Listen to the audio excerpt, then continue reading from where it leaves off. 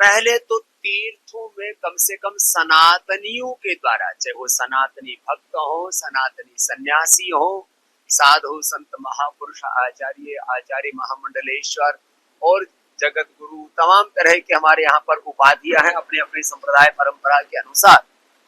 शंकराचार्य जी आदि हमारे जगत गुरु भगवान के स्वरूप में हम उनको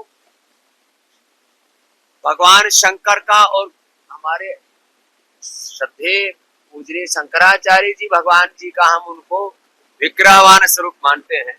तो किसी भी शंकराचार्य जी के द्वारा कोई विवाद ना हो ऐसी हम अपेक्षा करते हैं।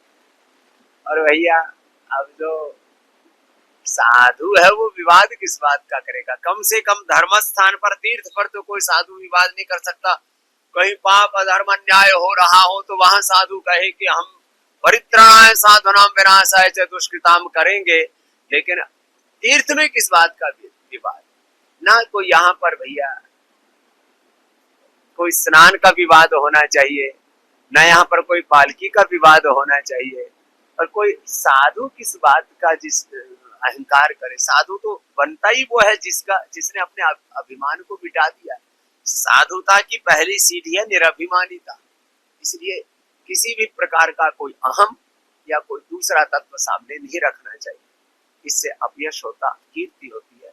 हमारे विरोधी तो दूसरे जो सिर तन से जुदा करने वाले बहुत हैं, जो गजवाए हिंद कायम करना चाहते हैं हिंदुस्तान में, जो अलग अलग प्रकार से कोई यहाँ पर ईसाईकरण कर रहा है, कोई मुल्क का देश का कोई इस्लामीकरण कर रहा है, कोई और अलग अलग प्रकार के उल्टे पुल्टे कामों में लगा हुआ है। तो सनातन के शत्रु भारी बहुत, उन्हीं से हम लड़ रहे आपस में तो ना।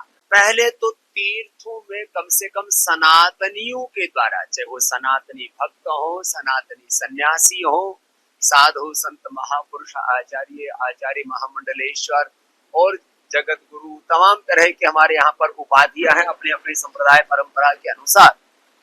शंकराचार्य जी आदि हमारे जगत गुरु भगवान के स्वरूप में हम उनको